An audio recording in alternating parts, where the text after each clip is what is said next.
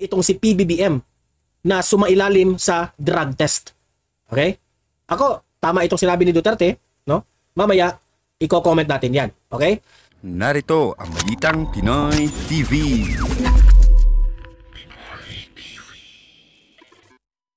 Magandang araw sa atin lahat mga kababayan. Dito na naman tayo sa another episode ng ating vlogs. Pag-uusapan natin ngayon, ito po, no?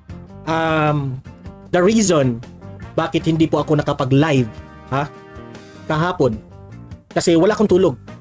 Inaabangan ko yung maisog doon, yung kay Maharlika. Nung nag-aantay kasi, wala akong tulog kagabi kasi nag-aantay ako sa video nung ipinalabas ni Maharlika yung video. No? Isa yun sa reason. Pagkatapos doon, nilagnat ako, kaya hindi po ako nakapag-live. Pero kung mapapansin nyo, nag-live po tayo sa zona ni PBBM. Ngayon, excuse me, alam natin alam kong nakikita nyo yung video, kumakalat ngayon yung video sa internet, pero ako, hindi ako nag-comment, okay?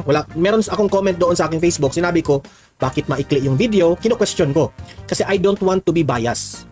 Ngayon, ang video ay kumakalat. Nung lumabas yung video, nagsalita kaagad itong si Abalos, di ba? And yung mga authorities at yung mga kaalyado ni PBBM at itong administrasyon ni PBBM, syempre, dininay nila. Okay? Ito, pag-uusapan natin itong video na ito, kung ito ba ay totoo o hindi sa vlog na ito. Kasi sabi ko sa sarili ko, bago ko i-vlog ito, dapat meron na tayong hint kung ito ba ay totoo o hindi. Kasi it will be unfair on the part of PBBM na nagsishare tayo sa video at peke naman. At least ngayon, nakapag-live ako ngayon na meron akong natuklasan sa video. Okay? At isa na dito yung vlogger na kaibigan natin na si Jojo Di Guzman TV. Ipapakita ko yung video kay Jojo Di Guzman, ang kanyang investigasyon patungkol po dito sa video na ito. At kayo nang humusga. Okay? May kanya-kanya po tayong interpretasyon. May kanya-kanya po tayong paniniwala. Ako sa paniniwala ko mamaya, sasabihin ko sa inyo ano ang paniniwala ko sa video na ito. Okay? So yan ang pag-uusapan natin.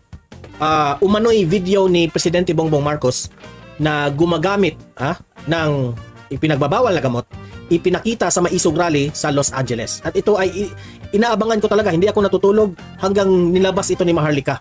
Mamaya ipapakita ko sa inyo ito Tapos i-analyze natin at gagawa tayo ng opinion. Tapos pangalawa nating itatalakay ay ito ngang tinest ito ni Jojo Di Guzman sa isang website na in-upload niya itong video na ito. Kung ito by deepfake exposed, madetect pala. Kasi ngayon, gumagawa sila ng video na mukha ni Duterte, Basti Duterte at ni VP Sara. The same video yung gumanon at saka tumingin sa taas. Pero kino-compare ito ni Jojo Di Guzman, in-upload yung kay PBBM, in-upload yung kay Baste Duterte at yung kay VP Sara, na-detect. Ay mamaya, i-explain ko sa inyo patungkol dyan sa video na yan. Okay? Pangatlo ng ating pag-uusapan ay si former President Rodrigo Roa Duterte. Muling hinamon itong si PBBM na sumailalim sa drug test. Okay? Ako, tama itong sinabi ni Duterte, no? Mamaya, i-comment natin yan. Okay? So, ito, bago natin ito pag-uusapan dahil mahalaga ito, no? I'm very sorry kung hindi ako nakapag-live kanina, hindi kaagad ako nakapag-vlog patungkol po dito. Alam kong very hot issue ito kasi I need to get more details, information bago ako mag-vlog. Kilala nyo ako bago ako mag-vlog, magre-research muna ako bago ako, hindi ito paunahan para sa akin Dapat, every time na mag-vlog ako, dapat may ika-present akong research, may ika-present akong explanation, ebidensya, bakit ko ba nasabi ito. Okay? At yun, handa na tayo dito.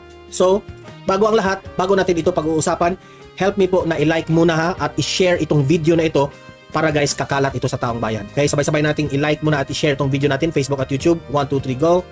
Okay, like and share para maraming makalam. And also guys, paki-subscribe at paki-follow para lagi kayong updated sa mga balita na kagaya nito. at ma-notify ang inyong mga cellphones kung meron tayong breaking news. Okay? So, kagaya nito, breaking news ito. So, sabay-sabay natin i-follow, i-subscribe, Facebook at YouTube. Ready? Follow, subscribe. 1, 2, 3, go! Ayan, thank you very much. Okay, so let's start na. Okay? So, kanina, nung nakita ko yung video, sa totoo lang ha, ito yung ako, honest review ko sa video. Nung una kong nakita, talagang na-shock ako. At nasaktan ako. Bakit ba ako nasaktan? Kasi, nung una, pagkakita ko sa video, makita mo talaga di ba? Kung AI man ito o hindi, maganda yung pagkagawa sa video. Mukha talaga ni PBBM yung kumuha doon sa container, tapos nilagay niya sa ilong, tapos tumingin sa taas. Sabi ko, yung una, ito yung unang reaction ko ha, ito yung unang reaction ko nung nakita ko yung video ni Maharlika. Sabi ko sa sarili ko, grabe, umabot tayo sa ganito na sa totoo lang, no? Hindi ko in-expect na meron talagang video na tinatago itong si Maharlika.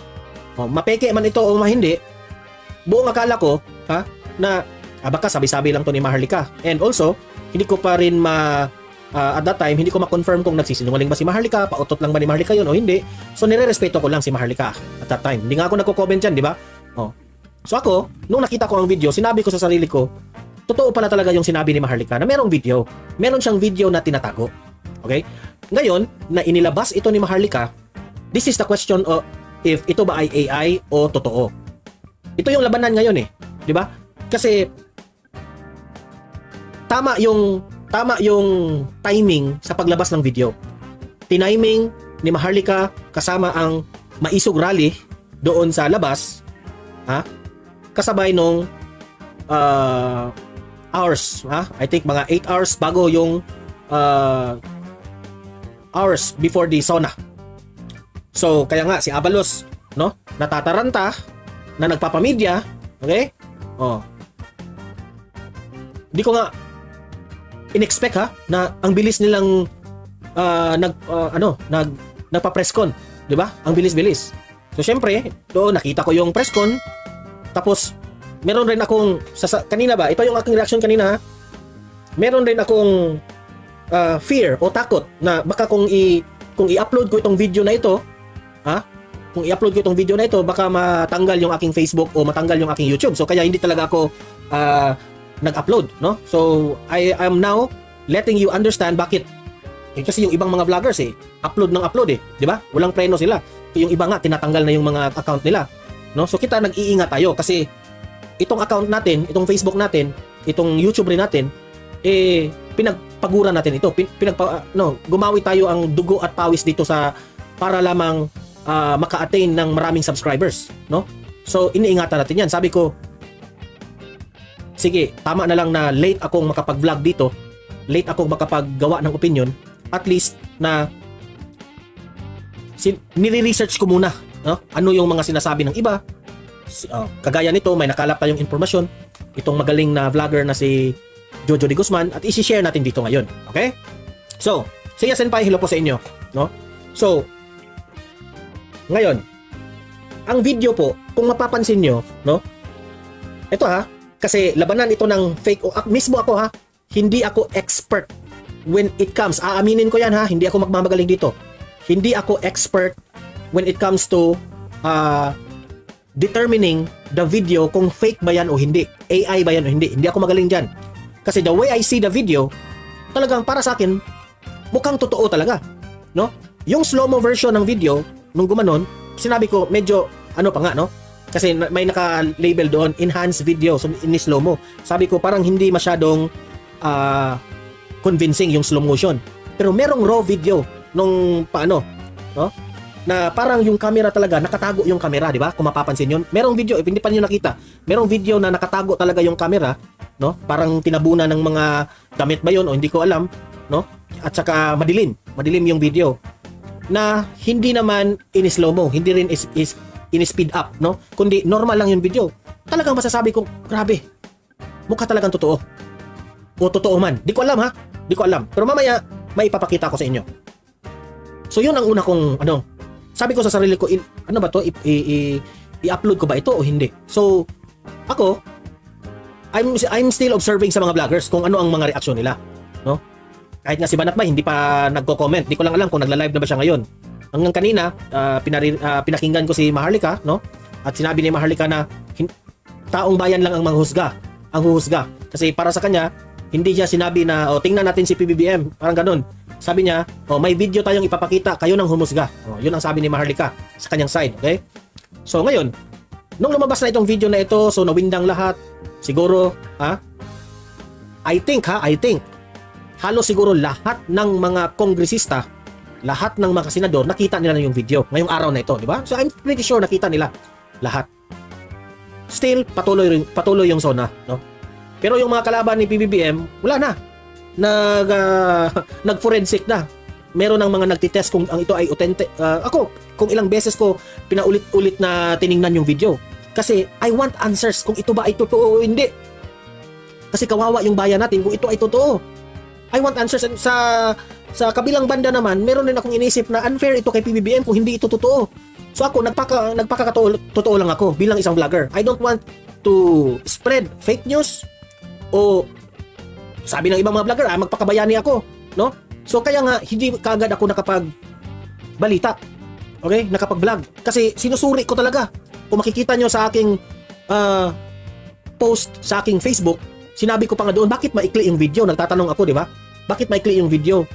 Hindi mo na ako manghuhusga, kundi susuriin ko ng mabuti. Pero heto na ngayon, ako nagba-vlog sa inyo, no? Gagawa ako ng opinion patungkol dito kung fake ba ito o hindi. Okay, una natin munang re-reactionan itong mga kaganapan po sa SONA at patungkol po dito sa lumabas na video na ito, kung ano ang naging reaction nila. Bawat isa sa kanila i-analyze natin kung ano ang kanilang reaction, okay? So mamaya rin ipakita ko yung fake ba o hindi yung video. Okay, pasok. Kasabay ng SONA ni Pangulong Marcos ang paglabas ngayong araw ng isang video kung saan makikitang nagdodroga umano ang Pangulo. Live mula sa Batasang Pambansa, nasa frontline ng balitang yan, si Maricel Halili. Maricel, anong reaksyon ng mga miyembro ng gabinete sa lumabas na video? Nako, Cheryl, tinawag ng Department of Interior and Local Government na peke at malisyoso ang video na lumabas kanina ni Pangulong Bongbong Marcos. So, ako sa tingin ko lahat ng dumalo sa SONA para sa kanila, peke ang video. Okay? I think, yun ang kanilang opinion patungkol dyan. Okay? Kahit naman talaga lahat ng mga bangag vloggers, para sa kanila, peke yung video. Okay? Mamaya, patuloy. Sila nagdodroga. Sabi pa nga, malinaw na paninira ito sa administrasyon. Pero si Presidential Son at Congressman Sandro Marcos tumanggi na patulan pa ang usaping ito nang makausap natin siya kanina dito sa Batasang Pambansa.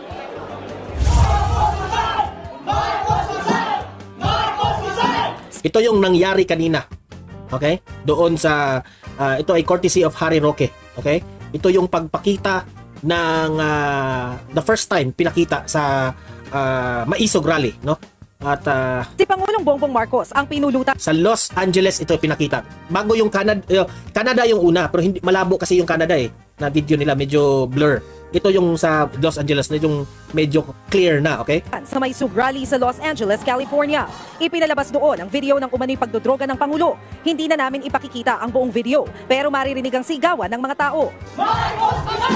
Habang piniplay ang video, pinagre-resign at tinawag na bangag ng mga dumalo si PBBM. Ang Maisog ay grupong kaalyado ng mga Duterte.